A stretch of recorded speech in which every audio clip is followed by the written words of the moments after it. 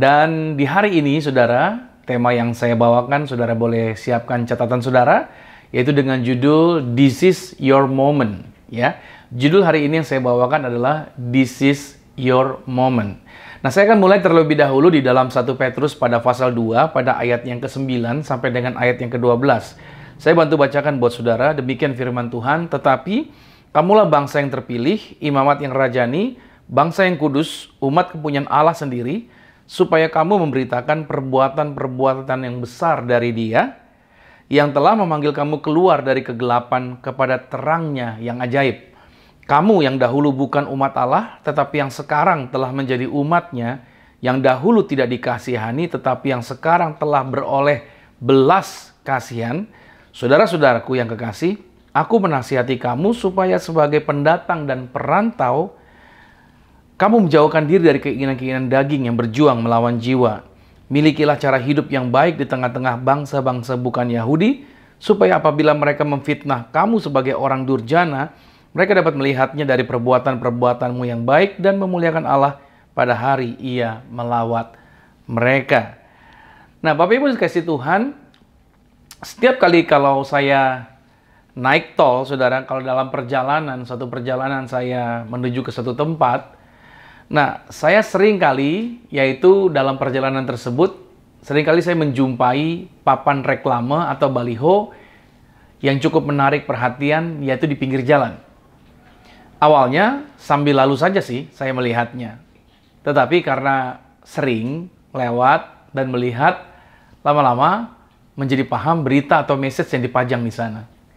Artinya saya menjadi tertarik dan mau tahu lebih jauh dikarenakan apa yang telah ditampilkan di sana.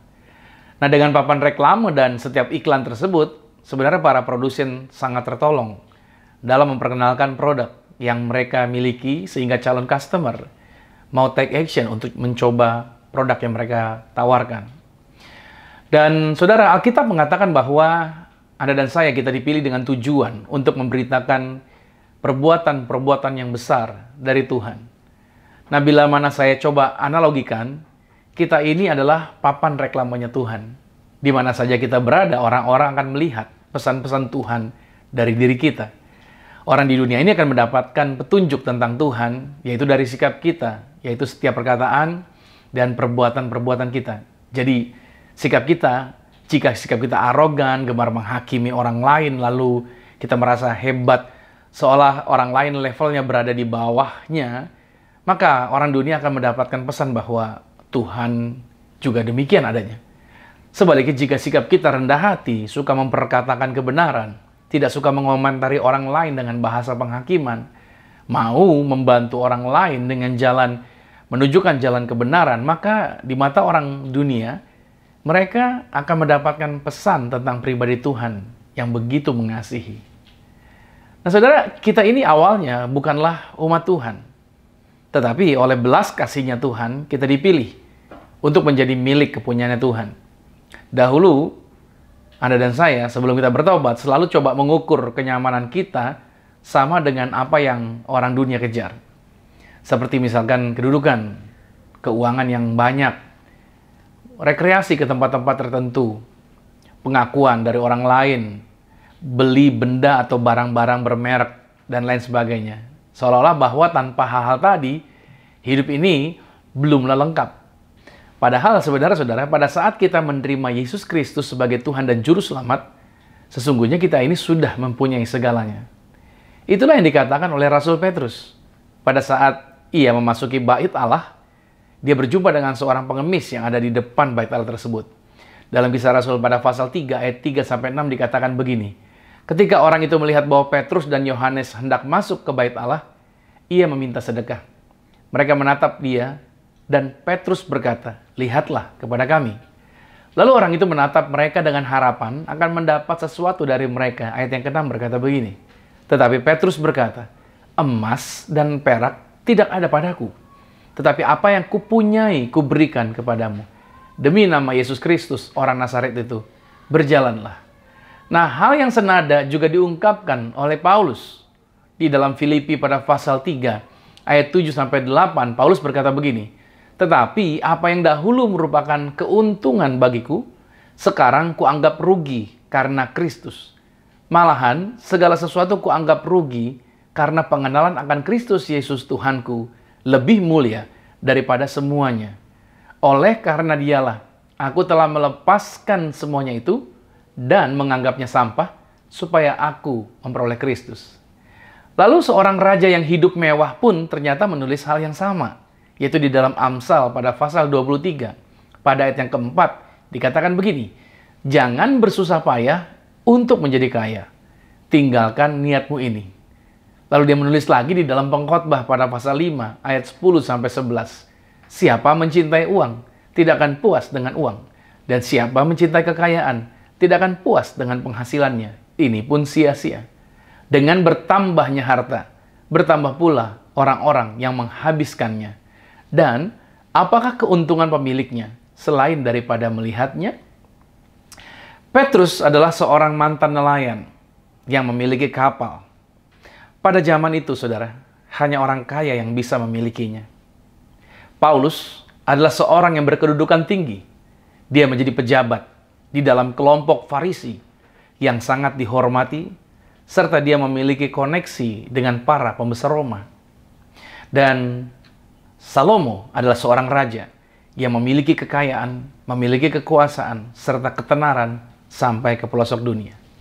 Nah, mereka ini semuanya menyatakan hal yang sama, bahwa dunia ini sesungguhnya bukanlah tujuan kehidupan, melainkan kita dipilih untuk menunjukkan jalan kebenaran, menjadi alat Tuhan, serta menggunakan harta yang ada untuk hal-hal yang bersifat kekal, yang mana kenyamanan sesungguhnya bukanlah dunia ini, melainkan surga yang menjadi tujuan akhir hidup orang percaya. Itulah sebabnya Petrus mengatakan bahwa kita ini pengembara sebenarnya.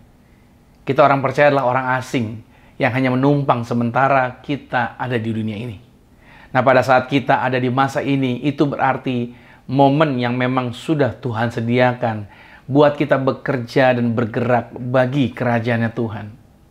Nah, saya akan coba sekarang mengarahkan kita kembali kepada kisah Mordekai dan Esther yang telah jauh dari kota yang mulia Yerusalem sebagai orang-orang buangan pada saat bangsa Yehuda dikalahkan oleh kerajaan Babilonia, di mana mereka yaitu telah sangat lama membaur dengan kehidupan orang-orang Persia.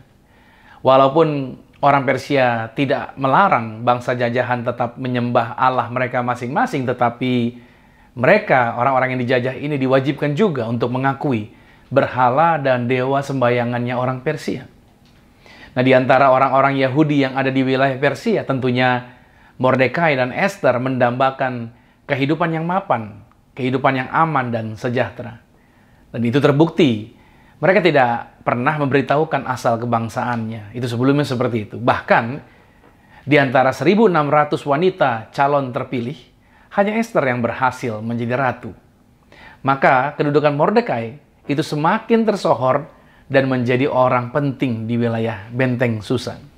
Nah, sampai suatu ketika, yaitu Mordekai berjumpa dengan Haman, dan semua orang di kerajaan Persia itu berlutut bertemu dengan Haman, tetapi tidak bagi Mordekai. Di dalam dirinya Mordekai seperti ada sesuatu yang menyadarkannya untuk melepaskan topeng kepura-puraan yang selama ini dia kenakan.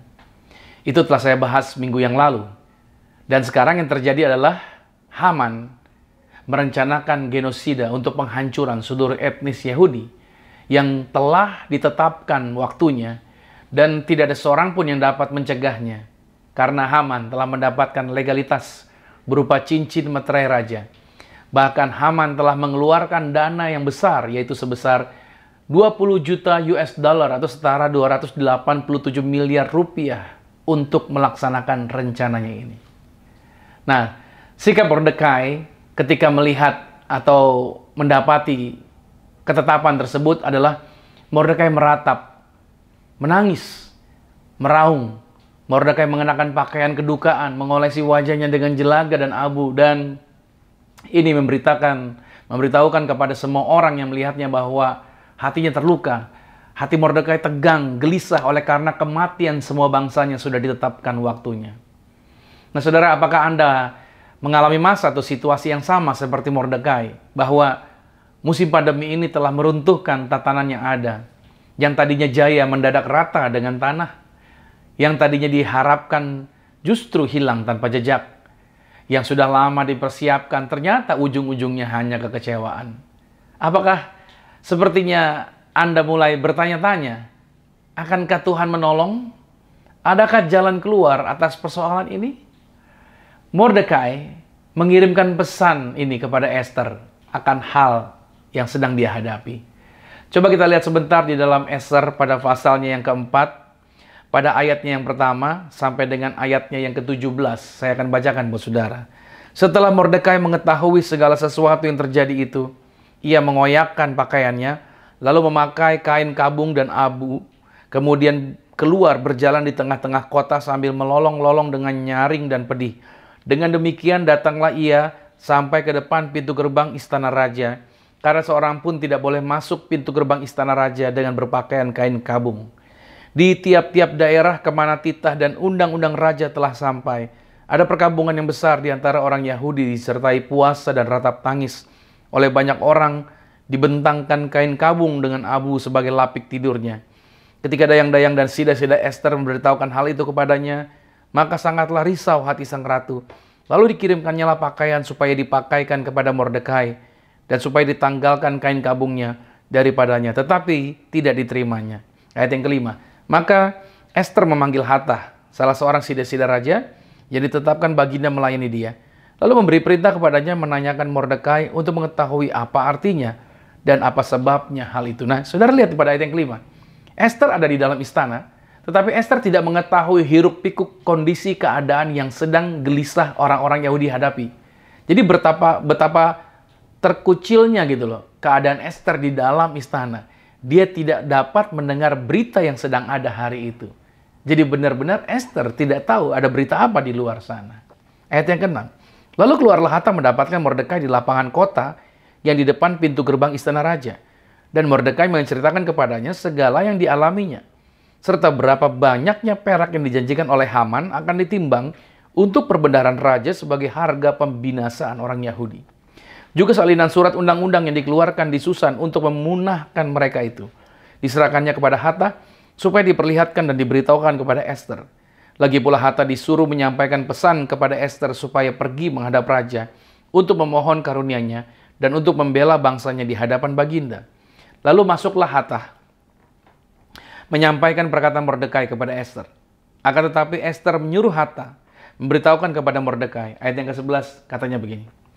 Semua pegawai raja serta penduduk daerah-daerah kerajaan mengetahui bahwa bagi setiap laki-laki atau perempuan yang menghadap raja di pelataran dalam dengan tiada dipanggil, hanya berlaku satu undang-undang, yakni hukuman mati.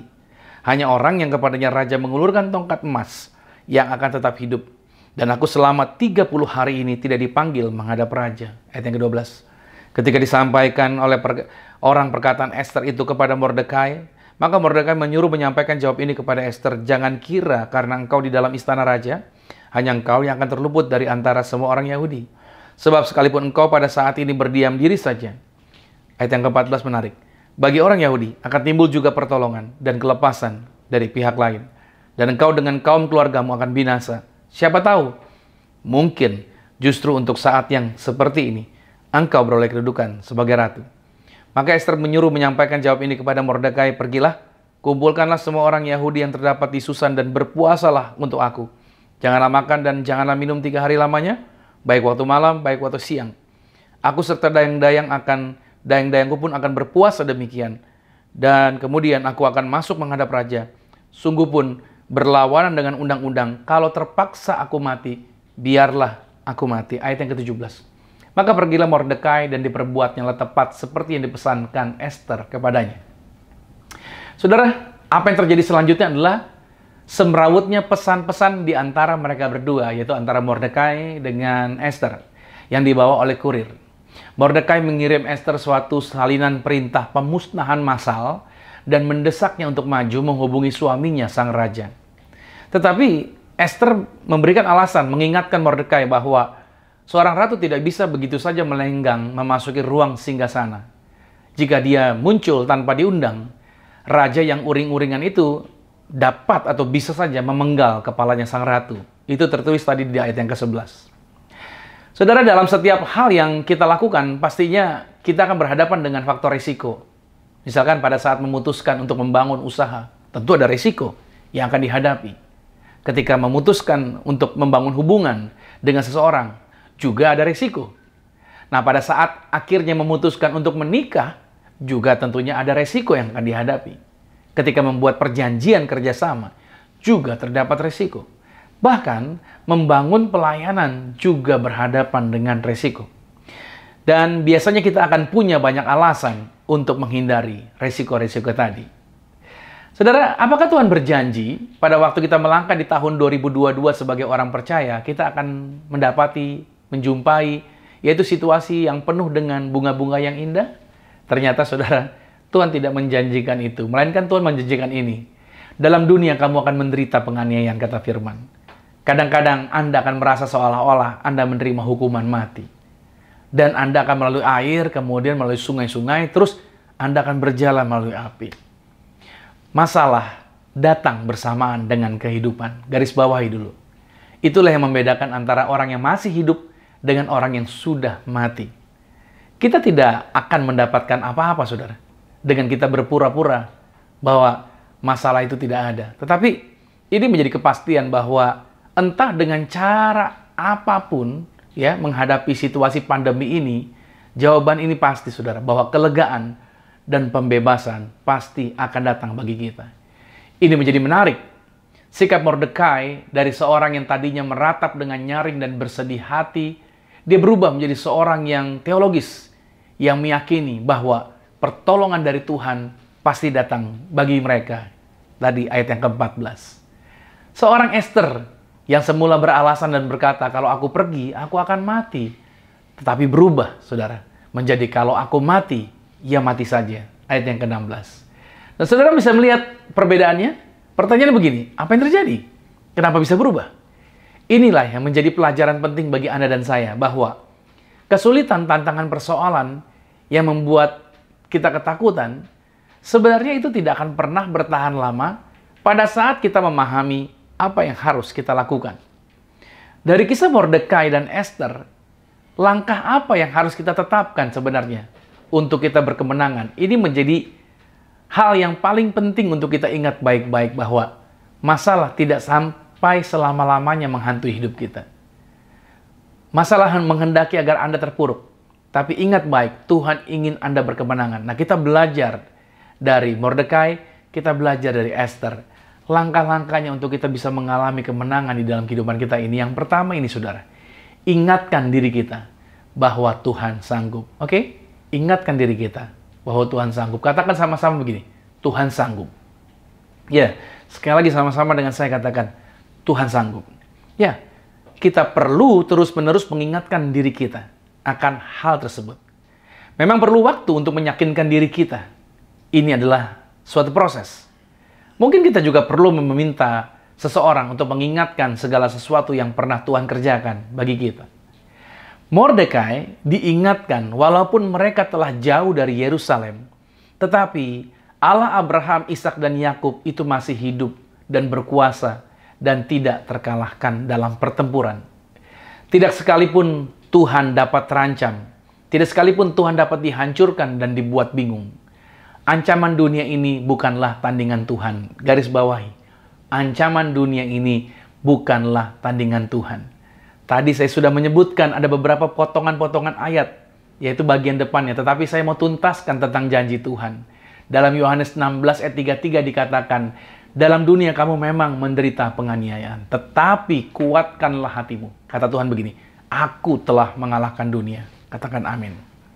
Dalam 2 Korintus 1 ayat 9 dikatakan, bahkan kami merasa seolah-olah telah dijatuhi hukuman mati. Tetapi hal itu terjadi supaya kami jangan menaruh kepercayaan pada diri kami sendiri, tetapi kepada Allah yang membangkitkan orang mati. Amin. Saya beri lagi ayat ini. Yesaya 43 pada ayat yang kedua. Apabila engkau menyeberang melalui air, aku akan menyertai engkau. Apabila engkau berjalan melalui api, engkau tidak akan dihanguskan, dan nyala api tidak akan membakar engkau. Wow, Itu ayat-ayat yang luar biasa yang menguatkan setiap kita. Inilah saatnya saudara, untuk Anda percaya bahwa hidup Anda tidak pernah ditinggalkan sendirian.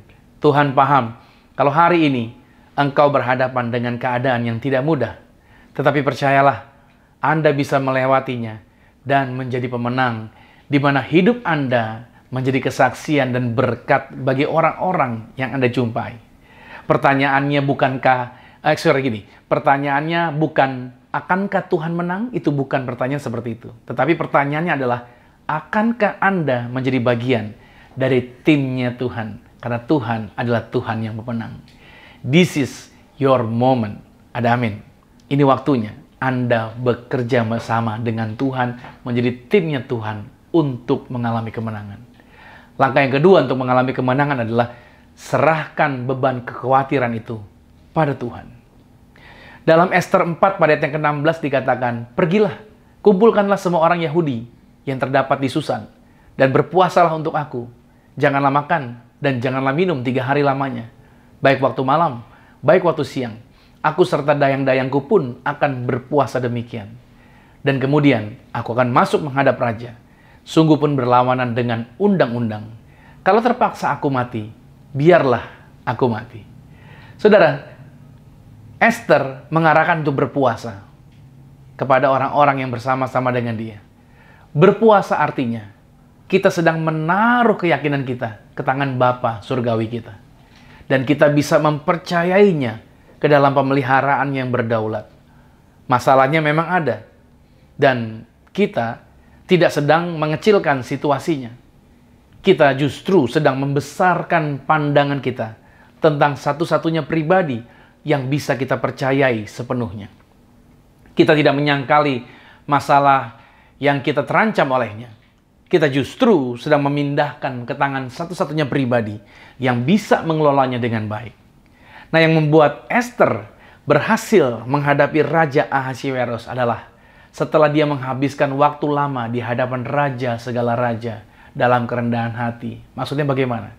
Dia berdoa, dia datang pada Tuhan, dia berlutut di hadapan Tuhan, dia berseru kepada Tuhan di dalam doa pribadinya. Bukankah harusnya kita juga demikian sama seperti Ester? Jangan pernah berpikir sesaat pun bahwa Anda memiliki apapun yang diperlukan untuk menghadapi musim pergumulan ini. Namun, jangan berpikir sedetik pun bahwa Allah tidak akan memberikan apa yang Anda butuhkan.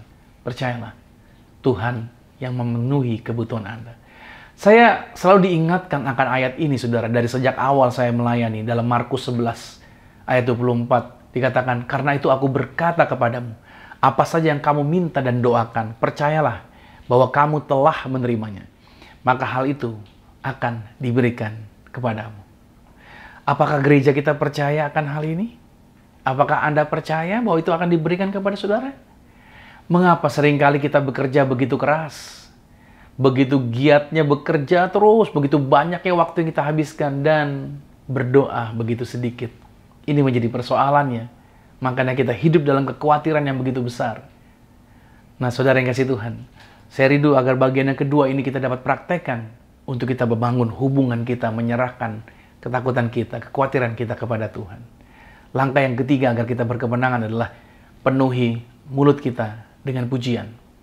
Biasanya kita mengeluarkan pujian dan bernyanyi karena situasinya kondusif dan dalam keadaan yang baik ya. Tetapi bagaimana kalau situasinya justru berada dalam ketidakpastian? Justru kita bernyanyi karena kita melihat Tuhan, bukan melihat keadaan. Kita melihat kekuatannya Tuhan dan diingatkan akan kasih-Nya. Kita ingat bahwa Tuhan selalu membawa kita berhasil melewatinya. Dan bahwa belas kasihan-Nya selalu ada bagi kita. Contohnya seperti Paulus dan Silas. Mereka berdua ditangkap. Mereka dimasukkan ke dalam penjara. Mereka habis didera. Mereka habis dicambuk. Mereka mengalami aniaya. Tubuh mereka sakit. Mereka dimasukkan ke dalam penjara yang kotor. Penjara yang bau. Penjara yang tidak sehat tempatnya. Saudara, tetapi ini menjadi menarik bahwa di dalam Kisah Rasul 16 ayat 25 sampai dengan ayat yang ke-26 dikatakan begini. Tetapi kira-kira tengah malam Paulus dan Silas berdoa dan menyanyikan puji-pujian kepada Allah. Dan orang-orang hukuman lain mendengarkan mereka, nggak pelan mereka nyanyinya. Akan tetapi, terjadilah efeknya ini, gempa bumi yang hebat. Sehingga sendi-sendi penjara itu goyah. Dan seketika itu juga, terbukalah semua pintu dan terlepaslah belenggu mereka semua. Nah saudara, saya closing bagian khotbah saya hari ini. Anda dan saya diciptakan untuk saat ini, di abad ini, pada generasi ini. Anda mungkin tidak meminta adanya pergumulan ini. Anda ingin melewatinya dan mungkin Anda berkata begini, berapa lama lagi saya bisa bertahan menghadapi situasi ini? Tetapi, bagaimana kalau Tuhan ada di dalam situasi ini? Karena Tuhanlah yang telah menetapkan hari kelahiran kita. Tuhan yang menetapkan kebangsaan kita. Dan memilih lingkungan di mana Anda berada saat ini. Saya teringat, saudara, sebuah kisah di Alkitab tentang Daud. Waktu Daud melarikan diri dari Absalom. Karena Absalom anaknya mengadakan kudeta. Jadi Daud melarikan diri, membawa pasukannya karena menghindari pertempuran antar saudara. Nah, di tengah perjalanan Daud yaitu dihina oleh salah satu rakyat yang berteriak memaki, menghina Daud dan mengatakan bahwa Daud seorang yang sial, menerima hukuman seperti apa yang telah pernah dia buat. Dia menghina Daud, bahkan melempari Daud dengan batu. Salah satu perwira dari Daud sangat marah dan berkata kepada Daud, izinkan saya untuk memenggal orang itu karena orang itu telah menghina tuanku raja. Tapi yang menarik kata-kata Daud adalah begini, kalau memang Tuhan yang mau menggerakkan orang itu untuk menghakimi saya, kenapa kamu harus mengambil langkah untuk membunuh dia? Biarkan saja. Kalau Tuhan yang mau bela, Tuhan akan bela saya kok. Daud luar biasa ya. Daud membiarkan dirinya, walaupun harus dihina. Dia menyadari bahwa hidupnya karena Tuhan, hidupnya berjalan di dalam Tuhan. Makanya pada akhirnya, orang yang menghina Daud pun akhirnya meminta maaf dan menyadari kesalahannya. Saudara, bagaimana jika Anda seperti Esther, yaitu memiliki suatu kesempatan untuk bertindak dalam cara tertentu yang akan memberkati lebih banyak orang daripada yang dapat Anda bayangkan? Kalau Anda bisa diterima bekerja di perusahaan di mana Anda berada saat ini, apakah itu kebetulan atau karena kepintaran Anda? Apakah ketika Anda memiliki karir yang bagus dan bisnis yang luar biasa, itu juga karena kehebatan Anda sendiri? Saudara, sebenarnya Tuhanlah yang menempatkan Anda di sana. Kenapa? Karena ada bagian berkat yang Tuhan titipkan melalui Anda, bukan sekedar untuk kepentingan Anda sendiri. Persis seperti perkataan Mordekai kepada Esther. Inilah waktu Anda, inilah momen Anda. Anda diciptakan untuk berdiri seperti Mordekai, dan Anda diciptakan seperti Esther, yaitu berbicara seperti Esther. Seandainya Esther tetap diam, dia akan kehilangan kesempatan untuk menyelamatkan ribuan orang. Yang sebangsanya akan dibunuh oleh Haman. Tetapi Allah akan membebaskan anak-anaknya. Kalau Esther nggak mau, Allah akan membebaskan anak-anaknya, yaitu melalui orang lain. Seperti yang telah diperingatkan oleh Mordekai. Nah, bagaimana dengan Anda dan saya? Kita bisa mundur jika kita mau. Kita bisa membiarkan hati kita menjadi keras. Iman kita menjadi dingin. Hibernasi, bersembunyi, bergelap-gelapan. Berdiam diri, tidak mau mengambil bagian. Atau sebaliknya, kita bisa melihat tantangan kita sebagai kesempatan untuk bergabung dengan Allah dalam pekerjaannya dan menabur dalam benih yang menghasilkan kekekalan dalam penjangkauan jiwa-jiwa di rumah Tuhan, di gereja di mana Anda ditempatkan. Ketika undangan Anda datang, kiranya Anda mendengar roh yang sama yang telah memanggil para hamba-hamba Tuhan untuk melangkah dengan berani bersama dengan Tuhan. Saya mengatakan ini, saudara. Saya mengatakan ini juga bagi diri saya sendiri. Temukan keberanian yang sama yang telah ditemukan Esther. Dan buatlah keputusan yang sama seperti Mordekai. This is your moment. Tuhan tahu apa yang Ia lakukan dan yang Ia sediakan bagi Anda.